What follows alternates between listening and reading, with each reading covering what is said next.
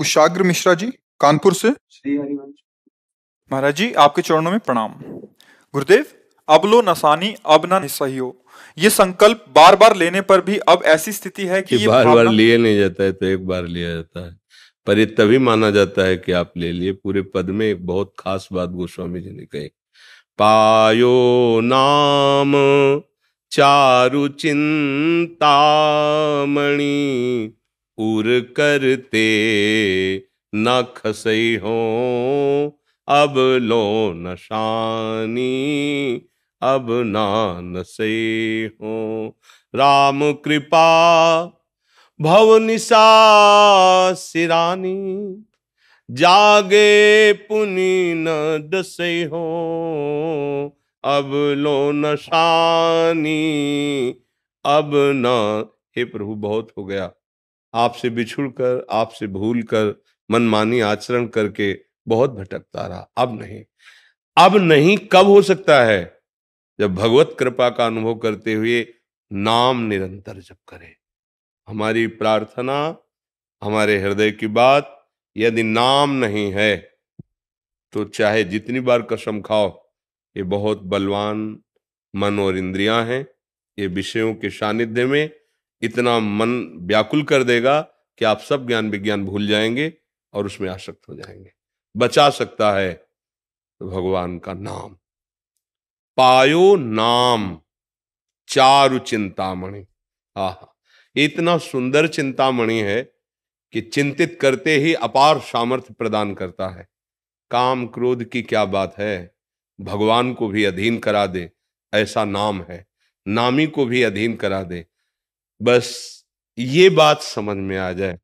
गोस्वामी जी बहुत बार पदों में अपने हृदय की बात कहें, राम राम राम जी, जो लो तू न जपी है, तो लो तू कहूं जाए, तिहूं ताप तपी है।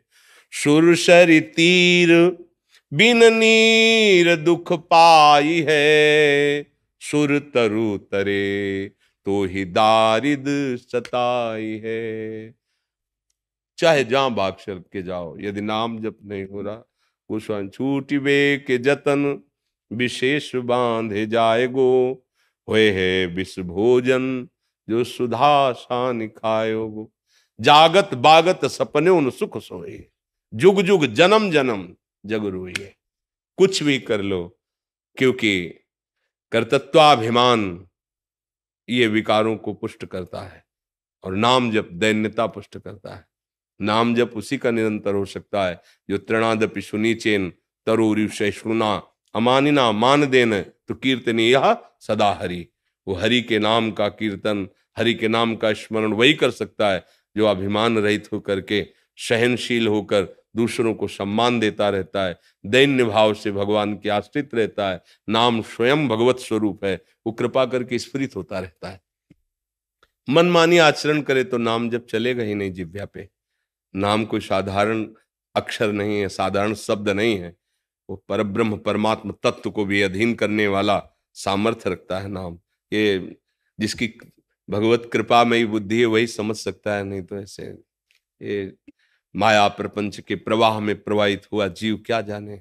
तो इसलिए अभी आपके ऊपर भगवान की कृपा है, जो आप साधन मार्ग को समझना चाहते हैं, चलना चाहते हैं, तो बात पकड़ लीजिए।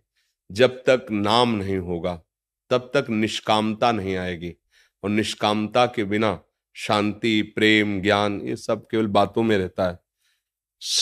जहां कामनाएं हैं वहां शांति नहीं है, वहां शुद्ध ज्ञान नहीं है, वहां भगवत प्रेम नहीं है। जहां काम तहां राम नहीं, जहां राम नहीं काम। अंधेरा और सूर्य एक साथ कैसे रह सकते हैं? ये ज्ञान अंधकार और भगवान का नाम। इसलिए निरंतर नाम जप करो, अज्ञान अंधकार का नाश उसी से होता है। सब सोहित निष्कामति श्री वृंदावन विश्राम कब होगा? जब श्री राधा वल्लभ लाल को हृदय ध्यान मुख नाम। बहुत बड़ा सिद्ध ये साध्य वस्तु है नाम। दो बातें इसमें खास जगह जगह हमने पाई। जपत हरि विवश तव नाम प्रतिपद विमल, मनसितो ध्यानते निमिष नहीं टरिबो। दो बातें ही ना, मुख में नाम और हृदय में उनका ध्यान। इसमें आया ना, राधा वल्लभ लाल को हृदय ध्यान मुख नाम।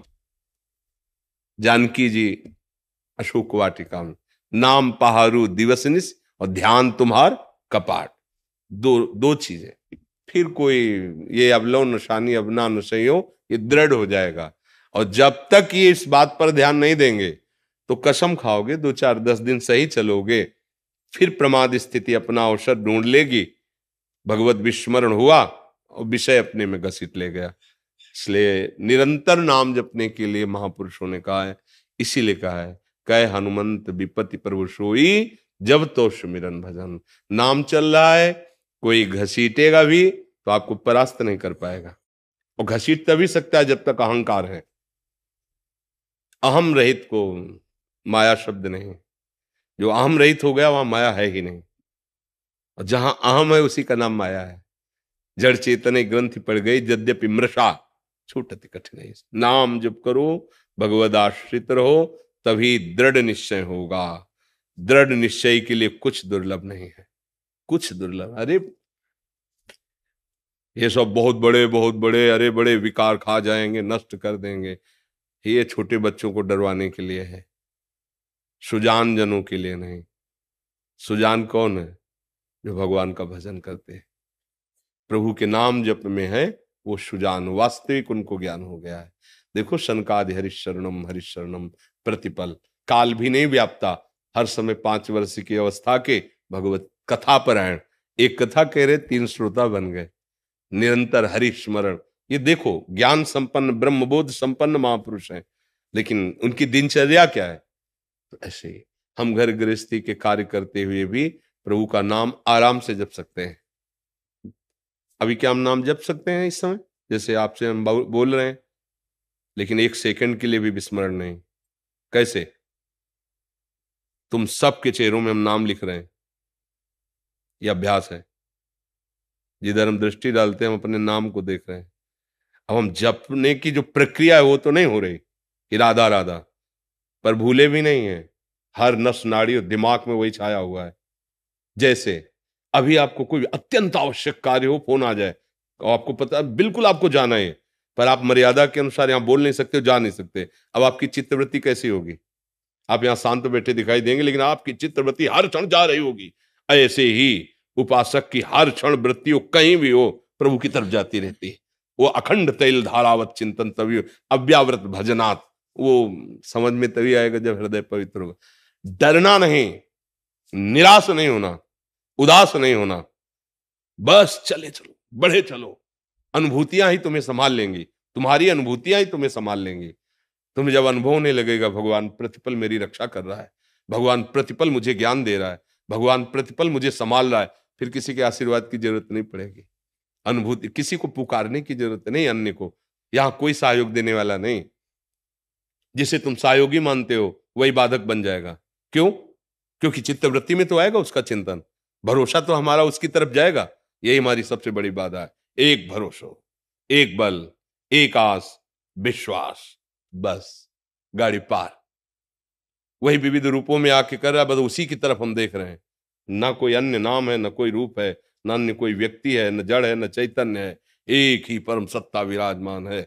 कोई समझे या न समझे, सबसे हमारी समझ भली। बस अपनी अनुभूतियों को, परमार्थ में साधक अपनी अनुभूतियों का सहारा लेके चलता है। भगवत कृपावल और अपनी अनुभूतियां, उसे किसी के सहयोग की जरूरत नहीं होती। हर क्षण अनुभूतियां उसको आगे बढ़ाती रहती है। संसार में मायाग्रस्त जीव को भी भगवान की कृपा होती है, पर वो विस्मृति के गर्त में पड़ा है, तो भगवान की कृपा का अनुभव न करके अहंकार का पोषण करता है, इसलिए उसे समझ नहीं पाता है। उपासक प्रतिपल बड़ी सूक्ष्मता से प्रभु की कृपा का अनुभव करता है, उसके कदम अध्यात्म की तरफ बढ़ते चले जाते हैं, किसी के सपोर्ट की जरूरत नहीं होती।